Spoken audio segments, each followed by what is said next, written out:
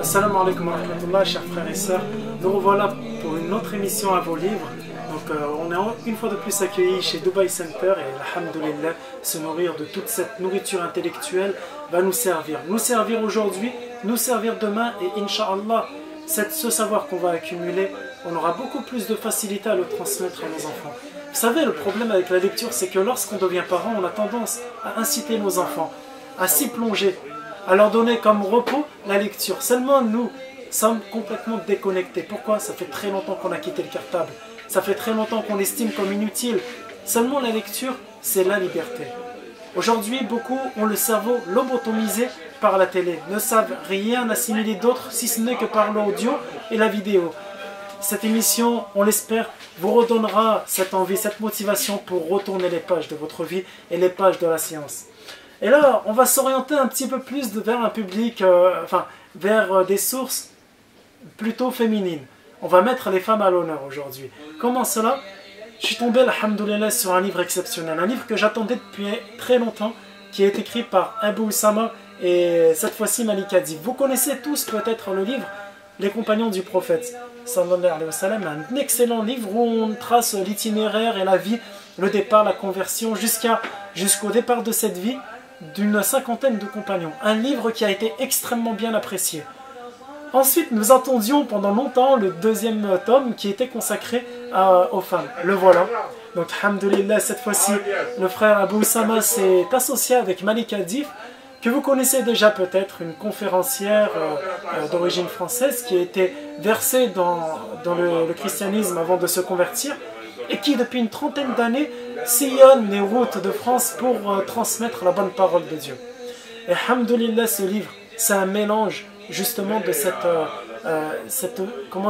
digne attitude du musulman face à l'adversité, face à justement cette adversité que les premiers musulmans ont rencontrée lorsqu'il fallait déposer les fondations, et cette féminité, cette qualité primaire que Dieu a mis en les femmes, cette sensibilité.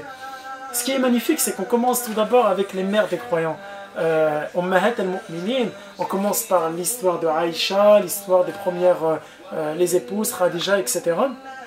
Puis on continue dans l'entourage, les filles du prophète sallallahu alayhi wa sallam, donc Fatima, Zaynab et la suite, puis ses cousines, et enfin on continue par son entourage direct.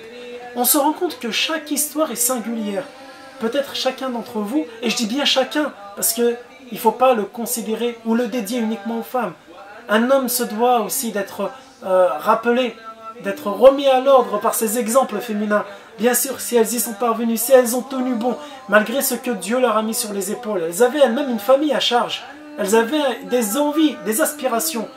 Elles ont décidé de ne pas vivre comme une existence quelconque, mais de laisser une trace sur cette terre. Donc c'est un livre excellent, et puis je vous recommande Les premières femmes de l'islam par Abu Usama et Malika Dif. Ce livre, je vais vous le recommander, suivi par Femme éternelle, écrit par un grand conférencier, Mohamed Al-Arifi, qu'on a déjà eu l'occasion de présenter à travers Jouis de ta vie. Alors ce livre, il reformule des histoires vraies, d'exemples qu'ils ont construit la féminité dans la foi. Vous vous souvenez par exemple de la coiffeuse de la fille de Pharaon, cet exemple de piété, cet exemple de persévérance dans la foi malgré l'horreur de la torture de ses propres enfants sous ses yeux. Vous vous souvenez aussi de Soumaya, la première martyre de l'islam, et puis tant d'exemples et des exemples actuels. Tout ça pour mettre à l'honneur les femmes, les qualités féminines. Et encore une fois, je parle des femmes, mais en filigrane, je parle des hommes. Ce sont vos mères, ce sont vos sœurs, ce sont vos filles. Sachez elles aussi, sachez tirer vous aussi d'exemples de ces premières femmes de l'islam. Donc, Femme éternelle, modèle à suivre pour les jeunes musulmanes par Mohamed Al-Arifi. Et puis, qui dit femme, dit évidemment éducatrice, dit celle qui permet à des hommes notamment de parachever leur existence, de devenir des adultes responsables. Lorsqu'on quitte le giron de nos femmes, on passe par une étape importante qui est l'adolescence. Ce livre, on a déjà étudié, donc je vais vous le ressortir, vous allez vous souvenir qu'on a étudié l'art d'être parent en Occident du couple Ikram et Mohamed Rida Bashir. On l'a mis en valeur, on a découvert des notions extraordinaires, et puis ce livre, je vous le recommande comme guide dès les premiers pas et peut-être même avant d'avoir rencontré l'âme sœur. Celui-là, c'est la suite. Qu'est-ce qui s'est passé? Lorsque ce couple a écrit ce livre, ils ont fait des sortes de formations pour aider les parents, des tables rondes pour aider les parents à répondre à leurs questions. Or, beaucoup de questions concernaient l'adolescence. L'adolescence, c'est très particulier. Vous savez que c'est à cette époque où l'être humain se forme sur plusieurs fronts. Sa spiritualité, sa psychologie, sa ténacité, sa formation scolaire, évidemment. Et puis, sa personnalité, on l'a dit, sa sexualité, enfin bref. Tout se transforme à cette époque-là. Et il est important de le traiter d'une manière distincte. Dans ce livre, je trouve que ça quand même fabuleux, c'est qu'il a été écrit en collaboration cette fois-ci avec leur fille. Leur fille qu'ils avaient à l'époque entre 12 et 24 ans. Mashallah, des jeunes filles accomplies, qui d'ailleurs témoignent à la fin de ce livre. Qu'est-ce qu'on y trouve? Tout d'abord, une description de la période adolescente. Donc je vais vous parler simplement de quelques règles générales. L'adolescent, il vit sous pression. Il a entre son enfance, ses souvenirs d'enfance, l'abri, la protection de ses parents et la brutalité de l'âge adulte qui lui vient en plein fouet.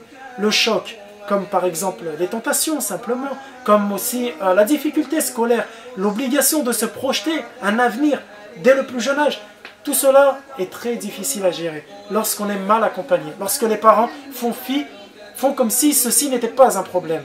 Or, il est important que le dialogue s'installe le plus tôt possible. Le prophète sallallahu alayhi wa sallam a incité les parents dès l'âge de 14 ans à considérer leurs enfants comme des amis. Le dialogue s'installe à ce moment et l'adolescent lui-même a envie de s'exprimer. S'exprimer ce qu'il voit autour, il est évident que les parents ne peuvent pas tout savoir de ce qui se passe à l'école. Si un adolescent rentre en confiance avec ses parents, la moitié du chemin est accomplie. Et puis il y a aussi d'autres parties de l'enfance comme sa spiritualité qu'il est important de poser des jalons le plus tôt possible.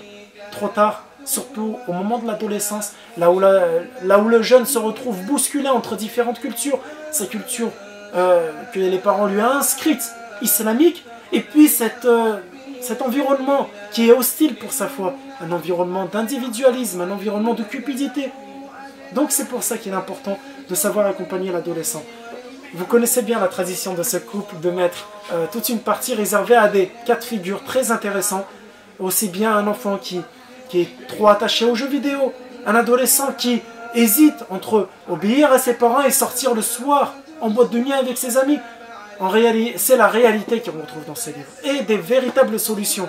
D'ailleurs, il y a même des outils pratiques comme l'organisation de camps musulmans, l'organisation de sorties, de dialogues, etc. Voilà pourquoi je vous le recommande encore une fois. Voilà, on va parler un petit peu de l'enfance. Voilà le livre que je vous ramène. C'est important de parler de l'adolescence, on a parlé des femmes. Là, on va revenir vers les fondamentaux.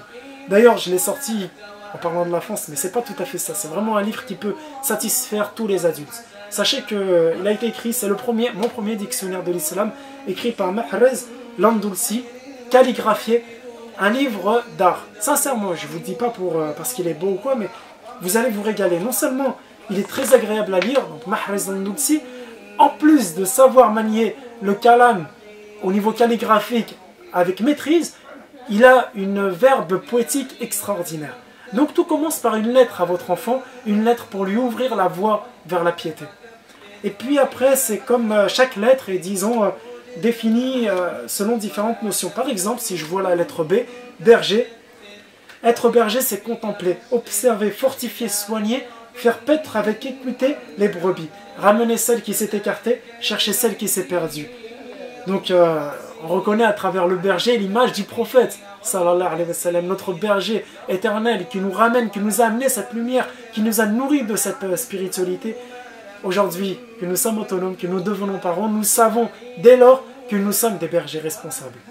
Et puis vous voyez donc un petit détail sur la Bismillah et El Buraq. En vrai, en tant que petite famille, vous pouvez chaque jour prendre une page et en discuter en famille.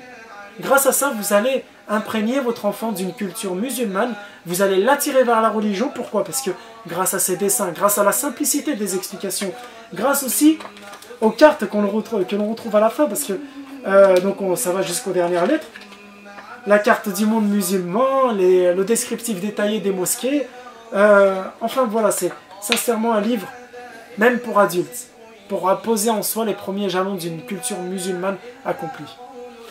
Enfin, je vais vous parler aussi d'un dernier livre là, que j'ai trouvé. Beaucoup attendaient d'avoir ces règles sur le portable, mode d'emploi islamique. Bien sûr, c'est vrai que c'est une innovation très utile, hein, que le téléphone sert à être joignable à tout moment. Mais comme chaque chose est accompagnée de sa partie sombre, on retrouve dans le téléphone un manque en ce qui concerne l'éthique.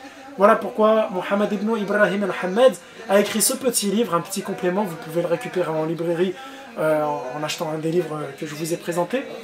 Très facile à lire, où vous entendez, c'est un rappel, une maw'iva sur les règles de politesse. C'est des choses qu'on a tendance à négliger et il est important de se rappeler que dans chaque chose de la vie, il existe une règle, une éthique, une politesse.